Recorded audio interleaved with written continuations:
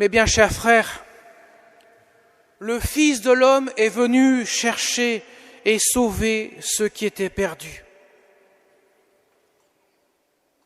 Imaginez la situation. Zachée, chef des collecteurs d'impôts, déjà il est collecteur d'impôts, c'est pas bien. Il prend l'argent des Juifs alors qu'il est juif pour le donner aux Romains. Mais en plus, il est le chef.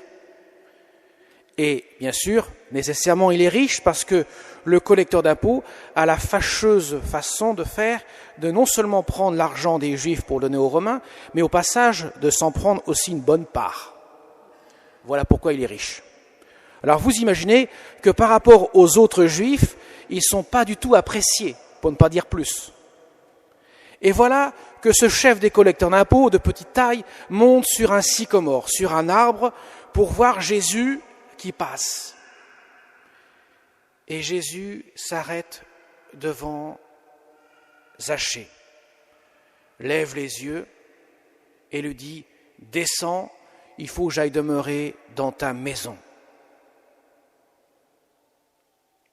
Et voilà que Zachée descend. Et voilà qu'il dit « Seigneur, je fais don aux pauvres de la moitié de mes biens. » C'est déjà pas mal. Et si j'ai fait du tort à quelqu'un, je vais lui rendre 4 fois plus. Jésus ne peut que constater la conversion de Zachée. Il abandonne les biens matériels alors qu'il a volé toute sa vie pour pouvoir ouvrir son cœur à Jésus. Aujourd'hui, le salut est arrivé pour cette maison. Mais bien, chers frères, vous allez me dire, Zachée, ça fait 2000 ans qu'il a vécu, ça ne me concerne pas forcément aujourd'hui. Eh bien, non, ça nous concerne tous, sans exception. Là, nous avons la conversion d'un cœur. Zachée, lui, de son orgueil, est monté sur un arbre. Jésus lui dit, il faut que tu descendes, descends. Abaisse-toi, fais-toi petit. Je ne peux pas entrer dans ta maison si tu ne descends pas de ton arbre. Zachée descend. Zachée est descendu, Jésus peut entrer dans sa maison. Et vous pensez bien que la maison dont il parle, ce n'est pas seulement la maison où il réside, la maison en terre, en pierre, en bois ou en je ne sais quoi encore. C'est la maison du cœur. Je veux demeurer dans ton cœur.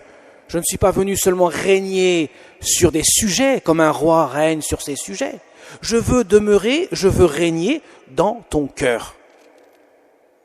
Et pour cela, il faut que tu descendes. Il faut que ton cœur s'abaisse dans l'humilité. Alors je peux rentrer dans ton cœur. Et je peux y faire le ménage. Il y a de quoi faire d'ailleurs. Et Jésus entre dans son cœur. Et cet homme-là est sauvé. Alors qu'il était un grand pécheur, aux yeux de tous, reconnu comme tel, se considérant comme un grand pécheur, voilà que Jésus a touché ce cœur. Mais déjà en amont, avant même que Jésus le voie, avant même que Zachée voie Jésus, en entendant parler de Jésus, son cœur commençait à s'ouvrir. L'Esprit Saint avait travaillé en lui. Et l'Esprit Saint a permis ainsi l'entrée du Christ dans le cœur de Zachée, parce que Zachée a ouvert son cœur. Et Zachée est devenu un saint. La tradition nous raconte que Zachée, quelques années plus tard, s'est marié avec Sainte Véronique, celle qui a porté ce voile sur la tête de Jésus pour essuyer la face de Jésus pendant le chemin de croix. Et ils sont partis vers la Gaule. En arrivant à l'estuaire de la Gironde, Sainte Véronique est décédée à ce moment-là, et Zachée s'est, pourrait-on dire, engouffré dans les terres jusqu'à Rocamadour. Et selon la tradition, le Saint Amadour que l'on aurait retrouvé intact au Moyen-Âge et qui a été ensuite brûlé lors des guerres de religion, était le fameux Zachée. Comme quoi, un grand pécheur, comme Marie-Madeleine, peut devenir un grand saint. Mes chers amis, ça nous concerne tous. Le Seigneur, il dit à Zachée, descends vite, je veux entrer dans ta maison. Mais aujourd'hui, Jésus nous dit à chacun d'entre nous, descends vite de ton piédestal, descends vite de ton orgueil, pour que je puisse entrer dans l'humilité de ton cœur. Ils nous disent tous, à tous, qui que nous soyons, nous avons besoin toujours de nous convertir de la miséricorde de Jésus, la miséricorde de Dieu. Il veut demeurer dans notre cœur. Il veut enlever la poussière dans notre cœur.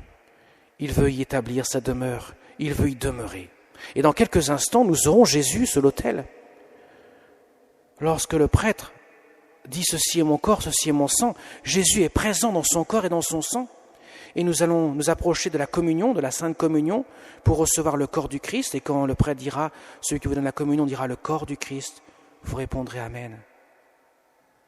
Vous direz oui Jésus, je descends de mon arbre pour que tu puisses entrer dans ma demeure, dans mon habitation, dans ma maison, et que tu puisses y établir ton règne. Voyez mes chers amis, cela nous touche tous, sans exception. Nous avons besoin de découvrir la miséricorde de Jésus. Et dans quelques jours, dans 2 jours précisément, nous allons fêter la Toussaint. La fête de tous les saints sont ceux qui ont ouvert leur cœur comme Zachée à Jésus, qui ont laissé pénétrer dans leur cœur la grâce de la miséricorde pour que Jésus puisse établir sa demeure. Nous allons les honorer, les fêter, et nous fêterons plus particulièrement la grâce du Seigneur qui couronne ses saints dans le ciel, plus que leur mérite en tant que tel. Le seul mérite d'un saint, c'est de descendre de son arbre et d'ouvrir sa maison au Seigneur. C'est ça le cœur de la sainteté. C'est ça que le Seigneur nous demande, ouvrir notre cœur. Nous avons tant besoin de l'ouvrir à Jésus, tant besoin de nous abandonner à sa divine providence, tant besoin d'expérimenter la miséricorde de Dieu. Et je voudrais terminer par la Sainte Vierge Marie, notre Mère du ciel. Dans son chemin de croix, Jésus, qu'a-t-il trouvé comme vraie consolation? La consolation de telle sorte que celle qui consolait son cœur partageait sa souffrance. Certes, il a rencontré Sainte Véronique, il a rencontré aussi Simon de Cyrène qui a fait un bout de chemin dans ce chemin de croix, qui s'est converti lui aussi, en voyant que ses condamnés à mort n'étaient pas un criminel comme les autres. Certes, il a vu ces femmes de Jérusalem qui pleuraient sur lui, mais qui pleuraient davantage sur la souffrance qu'elles voyaient exposée devant leurs yeux, plutôt que leurs péchés, dont Jésus leur dit « c'est cela qui cause ma souffrance ». Mais il a rencontré surtout la consolation de sa mère, la Vierge Marie, celle qui partageait l'intimité de son cœur, celle qui partageait la croix de son Fils, parce qu'elle s'est rendue apte à collaborer au mystère du salut, à coopérer à l'œuvre de Dieu. C'est l'épanouissement de la grâce qu'elle a reçue depuis sa conception, de la réponse qu'elle a donnée à l'ange Gabriel le jour de l'Annonciation, qui se voit concrétiser ce jour du mystère de la croix, où Jésus dit « Femme, voici ton fils ». Elle reçoit cette mission parce qu'elle a partagé l'intimité de son Fils. Jésus a rencontré sur son chemin de croix celle qui était tout en bas, auprès d'elle, qui n'avait pas besoin de descendre de son piédestal, de son arbre, parce que déjà elle était en bas, elle était dans la rencontre de l'amour infini de Dieu. À travers ce cœur disponible à la grâce, demandons à la Vierge Marie, celle qui plaide notre cause, celle qui est notre Mère du ciel, celle qui devient notre maman, parce que Jésus nous l'a donnée comme maman, un mystère dont nous ne pouvons pas sonder la plénitude tant il est grand.